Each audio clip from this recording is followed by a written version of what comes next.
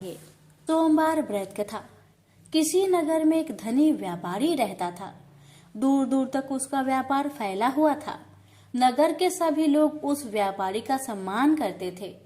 इतना सब कुछ संपन्न होने के बाद भी वह व्यापारी बहुत दुखी था, क्योंकि उसका कोई पुत्र नहीं था, जिस कारण अपने मृत्यु के पश्चात व्यापार के उत्तराधिकारी की चिंता उसे हमेशा सताती रहती थी।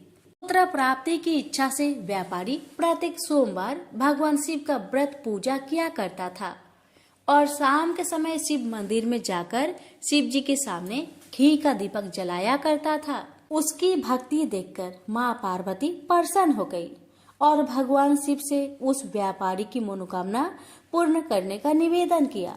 भगवान शिव बोले, इस संसार में सबको उसके कर्म के अनुसार फल की प्राप्ति होती है। जो प्राणी जैसा कर्म करते हैं उन्हें वैसा ही फल प्राप्त होता है। शिव जी द्वारा समझाने के बावजूद माँ पार्वती नहीं मानी और उस व्यापारी की मनोकामना पूर्ति हेतु वे शिव जी से बार बार अनुरोध करती रही। अंततः माता के आग्रह को देखकर भगवान भोलेनाथ को उस व्यापारी को पुत्र प्राप्ति का वरदान देना पड़ा।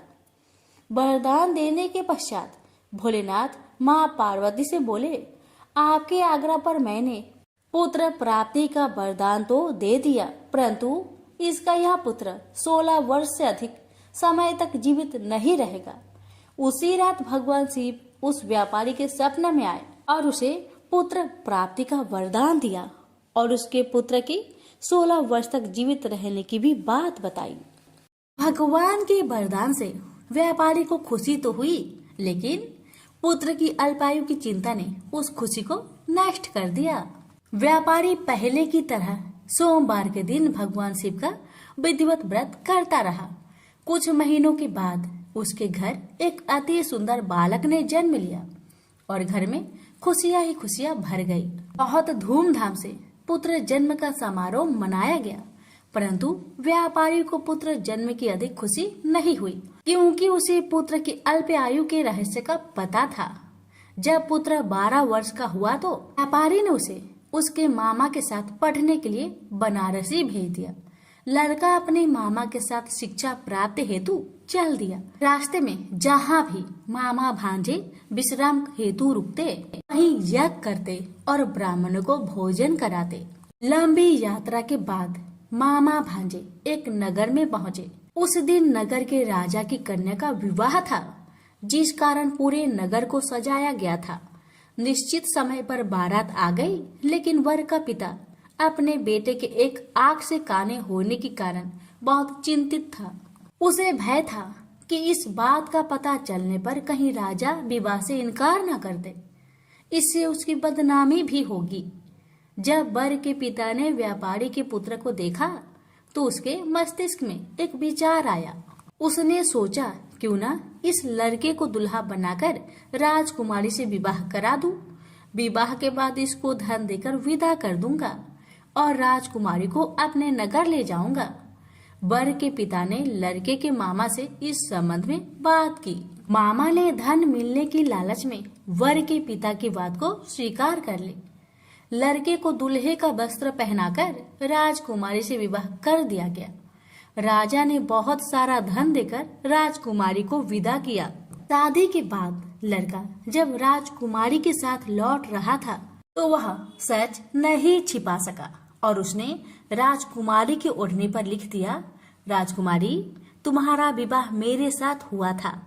मैं तो बनारसी पढ़ने के लिए जा रहा हूँ और अब तुम्हें जिस नवयुवक की पत्नी बनना पड़ेगा वह कान्हा है।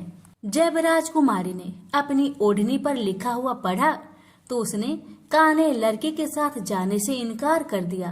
राजा को जब ये सब बातें पता लगी तो उसने राजकुमारी को महल में ही रख लिया। उधर लड़का अपने मामा के साथ बनारसी पहुंच गया और गुरुकुल में पढ़ना शुरू कर दिया। जब उसकी आयु 16 वर्ष की हुई तो उसने यज्ञ किया। यज्ञ की समाप्ति पर ब्राह्मणों को भोजन करवाया और खूब अन्य वस्त्र दान किए। रात को वह अपने शयन कक्ष में सो गया। शिव के वरदान के अनुसार शयन अवस्था में ही उसके प्राण पेखरू उड़ गए। सूर्योदय पर मामा मृत भांजे को देखकर रोने पिटने लगा। आसपास के लोग भी एकत्र होकर दुख प्रकट करने लगे। लड़के के मामा के रोने विलाप करने के स्वर समीप से गुजरते हुए भगवान शिव और माता पार्वती ने भी सुने। माता पार्वती ने भगवान से कहा, प्राणनाथ, मुझे इसके रोने का स्वर सहन नहीं हो रहे, आप इस व्यक्ति के कष्ट को अवश्य दूर करें। भगवान शिव ने माता पार्वती के साथ अदृश्य रूप में समीप जाकर देखा तो भोलेनाथ माता पार्वती से बोले, यह तो उसी व्यापारी का पुत्र है जिसे मैंने 16 वर्ष की आयु का वरदान दिया था। इसकी आयु पूरी हो गई है। माँ पार्वती ने फिर भगवान शिव से निवेदन कर उस बालक को जीवन देने का आग्रह किया। माता पार्वती के आग्रह पर भगवान शिव ने उस लड़के को जीवित होने का वरदान दिया और कुछ ही पल में वह जीवित होकर उठ बैठा। शिक्षा समाप्त करके लड़का मामा के साथ अपने नगर की ओर चल दिया। दोनों चलते हुए उसी नगर में पहुंचे जहां उसका विवाह हुआ था। उस नगर में भी यज्ञ का आयोजन किया। समीप से गुजरते हुए नगर के राजा ने यज्ञ का आयोजन देखा और उसने तुरंत ही लड़के और उसके मामा को पहचान लिया। यज्ञ के समाप्त होने पर राजा मामा और लड़के को महल में ले गया और कुछ दिन उन्हें महल में रखकर बहुत सा धन वस्त्र आदि देकर राजकुमारी के साथ विदा कर दिया।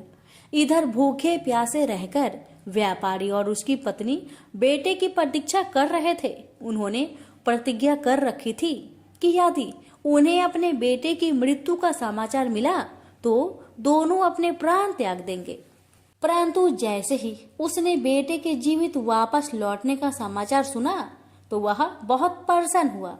वह अपनी पत्नी और मित्रों के साथ नगर के द्वार पर पहुंचा। अपने बेटे के विवाह का समाचार सुनकर पुत्र वधू राजकुमारी को देखकर उसकी खुशी का ठिकाना न रहा। उसी रात भगवान शिव ने व्यापारी को सपने में आकर कहा, हे श्रेष्ठी, मैंने तेरे सोमवार व्रत करने और व्रत कथा सुनने से प्रसन्न होकर तेरे पुत्र को लंबी आयु प्रदान की है। पुत्र की लंबी आयु जानकर व्यापारी बहुत प्रसन्न हुआ। शिव भक्त होने तथा सोमवार का व्रत करने से व्यापारी की सभी मनोकामनाएं पूर्ण हुई। इसी प्रकार जो भक्त सोमवार का विधिवत व्रत करते हैं और व्रत कथा सुनते हैं उनकी सभी इच्छाएं पूरी होती है। हमसे बोलिए उमापति शंकर भगवान की जय। एक समय की बात है कि बहुत वर्ष पूर्व ऋषि मुनि भगवान को पाने के लिए कठोर तपस्या करते थे। यह तपस्या कैसी रहती थी? एक पांव पर खड़े होकर नमस्कार की मुद्रा में भगवान का नाम जप करना, पानी में नमस्कार की मुद्रा में खड़े रहकर अखंड भगवान का नाम जप करना, हिमालय जैसे पर्वत पर जाकर अंत ठंड में एक ही जगह अनेक वर्ष तक बैठकर नाम जप करना, इस प्रकार तपस्या की जाती थी। तपस्या के समय न कुछ खाया जाता था न ही पिया जाता था। इसी प्रकार कठोर तपस्या करने के बाद भगवान भक्त पर प्रसन्न होकर उन्हें आशीर्वाद देते थे। इसी प्रकार भगवान शंकर को पति रूप में पाने के लिए माता पार्वती कठोर तपस्या कर रही थी। तपस्या के समय वह भगवान के चिंतन में ध्यान मग्न बैठी थी। उनकी तपस्या पूर्ण होने ही वाली थी कि उसी समय उन्हें एक बालक के डूबने की चीख सुनाई दी। माता तुरंत उठकर वहां पहुंची। उन्होंने देखा एक मगरमच्छ बालक को पानी के अंदर खींच रहा है। वह बालक अपने प्राण बचाने के लिए बहुत प्रयास कर रहा था तथा मगरमच्छ उसे खाने का प्रयास कर रहा था। अंततः करुणामयी माता पार्वती को बालक पर दया आई। माता ने मगरमच्छ से निवेदन करते हुए कहा, बालक को छोड़ दो, इसे आहार न बनाओ। उस पर मगरमच्छ बोला, माता, यह मेरा आहार है। मुझे हर छठे दिन भूख मिटाने के लिए जो पहले मिलता है वह मेरा आहार होता है। मेरा आहार ब्रह्मा ने निश्चित किया है। माता पार्वती ने फिर कहा, आप इसे छोड़ दो, मैं इसके बदले अपनी तपस्या का फल आपको दूंगी। पार्वती माता ने बालक के प्राणों की रक्षा के लिए अपनी कठोर तपस्या का फल दांव पर लगाया। मगरमच्छ ने भी उसे स्वीकार किया। पार्वती माता ने उसी समय संकल्प किया और अपनी पूरी तपस्या का फल उस मगरमच्छ को दे दिया। मगरमच्छ को माता के तपस्या का फल प्राप्त होने के कारण वह सूर्य के जैसे चमक उठा। उसकी बुद्धि में शुद्ध हो गई। उसने कहा, माता, आप अपना पुण्य वापस ले लीजिए, मैं इस बालक को छोड़ दूंगा। माता ने तो वचन दिया था, इसलिए उन्होंने तपस्या का फल वापस लेने से मना कर दिया और वह बालक को गोद में लेकर ममता से दुलारने लगी। बाद में माता ने उस बालक को उसके घर सुरक्षित लौटा दिया और वे अपने स्थान पर वापस आ गई। भगवान शिव जी को प्राप्त करने हेतु उन्होंने पुनः तप करना आरंभ कर दिया। उसी समय भगवान शिव जी माता पार्वती के सामने प्रकट हो गए। भगवान शिव जी उन्हें बोले, पार्वती, अब तुम्हें तप करने की आवश्यकता नहीं है। हर प्राणी में मेरा ही वास है। तुमने उस मगरमच्छ को अपने तप का जो फल दिया है वह मुझे ही प्राप्त हुआ है, इसलिए तुम्हारे तप का फल अनंत गुना हो गया है। तुमने करुणा और ममता से द्रवित होकर बालक की रक्षा की, इसलिए मैं तुम पर प्रसन्न हूँ और तुम्हें अपनी पत्नी के रूप में स्वीकार करता हूँ। प्रेम से बोलिए उमापति शंकर भगवान की जय। एक समय की बात है, एक क्षेत्र में पुत्र की प्राप्ति हेतु भगवान शिव से आज्ञा लेकर पार्वती ने 1 वर्ष तक चलने वाले पुण्य व्रत का समापन किया। व्रत की समाप्ति पर पुरोहित सनत कुमार ने देवी पार्वती से कहा, सुब्रते, मुझे दक्षिणा चाहिए। पार्वती ने मुंह मांगी दक्षिणा देने का वचन दिया। फिर क्या था, पुरोहित बने सनत कुमार ने अस्वाभाविक दक्षिणा की याचना की। देवी, इस व्रत में दक्षिणा स्वरूप मुझे अपने पति को दीजिए। यह सुनते ही देवी पार्वती पर जैसे वज्रपात हुआ। वो व्याकुल होकर विलाप करती हुई मूर्छित हो गई। पार्वती को मूर्छित देखकर ब्रह्मा, विष्णु और मुनियों को हंसी आ गई। उन्होंने पार्वती को समझाने के लिए भगवान शिव को भेजा। पार्वती की मूर्छा टूटने पर शिव ने उन्हें समझाया, हे देवी, देव कार्य, पितृ कार्य या नित्य नैमित्तिक जो भी कार्य दक्षिणा से रहित होता है निष्फल हो जाता है। उस कर्म से दाता कालसूत्र नामक नगर में गिरता है। इसके बाद वह दीन होकर शत्रुओं से पीड़ित होता है। ब्राह्मण को संकल्प की हुई दक्षिणा उस समय न देने से वह बढ़कर कई गुना हो जाती है। भगवान विष्णु और ब्रह्मा ने पार्वती से धर्म रक्षा के लिए अनुरोध किया। धर्म ने भी समझाया, देवताओं ने भी कहा, मुनियों ने भी दक्षिणा देने की प्रेरणा दी, फिर भी पार्वती चुप रही। तब सनत कुमार ने कहा, हे शिवे, या तो आप मुझे दक्षिणा में अपने पति को प्रदान कीजिए या अपने दीर्घकालीन कठोर तप का फल भी त्याग दीजिए। इस महान कर्म की दक्षिणा न मिलने पर मैं इस दुर्लभ कठोर व्रत का फल ही नहीं, आपके समस्त कर्मों का फल भी प्राप्त कर लूंगा। उद्गन होकर पार्वती ने कहा, पति से वंचित हो जाने वाले कर्म से क्या लाभ? दक्षिणा देने तथा धर्म और पुत्र की प्राप्ति से मेरा क्या हित होगा? पृथ्वी देवी की उपेक्षा कर वृक्ष की पूजा करने से क्या प्राप्त हो सकेगा? साध्वी स्त्रियों के लिए पति 100 पुत्र के समान होता है। ऐसी स्थिति में यदि व्रत में अपने पति को ही दक्षिणा दे दी जाए तो पुत्र से क्या लाभ? यह सत्य है कि पुत्र पति का ही अंश होता है, लेकिन उसका एकमात्र मूल तो पति ही होता है। मूल धन के नष्ट होने पर समस्त व्यापार ही विनष्ट हो जाता है। उसी समय आकाश में देवताओं और ऋषियों ने एक रत्न निर्मित रथ देखा जो पार्षदों से घिरा हुआ था। उस रथ से श्री नारायण उतरकर देवताओं के सम्मुख उपस्थित हुए। उन श्री नारायण को ब्रह्मा, विष्णु और शिव ने रत्न सिंहासन पर बैठाकर उन्हें प्रणाम किया और हाथ जोड़कर गदगद कंठ से स्तुति की।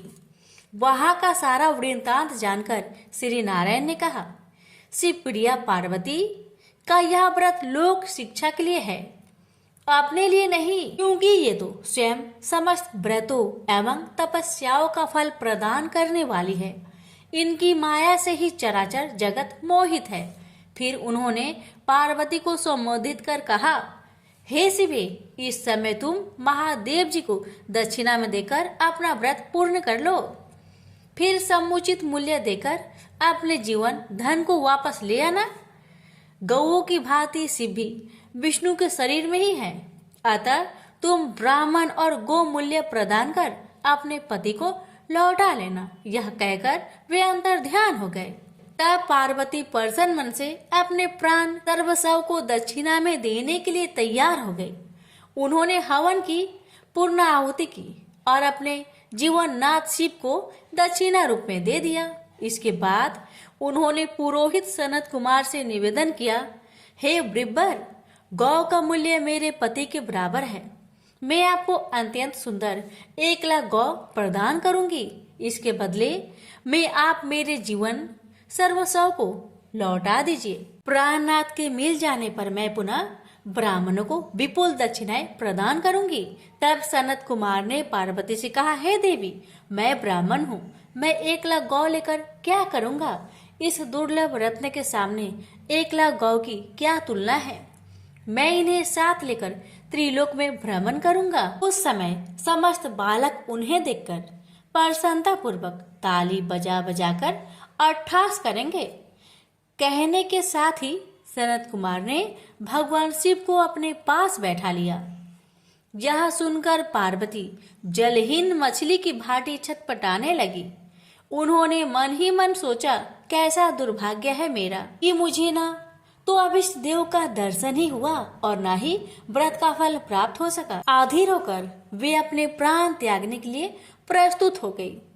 अकस्मात उसी समय आकाश में तेज समूह प्रकट हुआ। उस तेज समूह को देखकर पार्वती ने उससे अपने ऊपर दया करने को कहा और उस महान तेजो राशि के मध्य विश्व मोहन श्री कृष्ण स्वरूप का दर्शन किया। ऐसे भुवन मोहन अनूप रूप को देखकर भगवती पार्वती उसी के सदृश पुत्र की कामना करने लगी और उसी क्षण उन्हें वह वर भी प्राप्त हो गया। तदंतर वह तेज वही तिरोहत हो गया।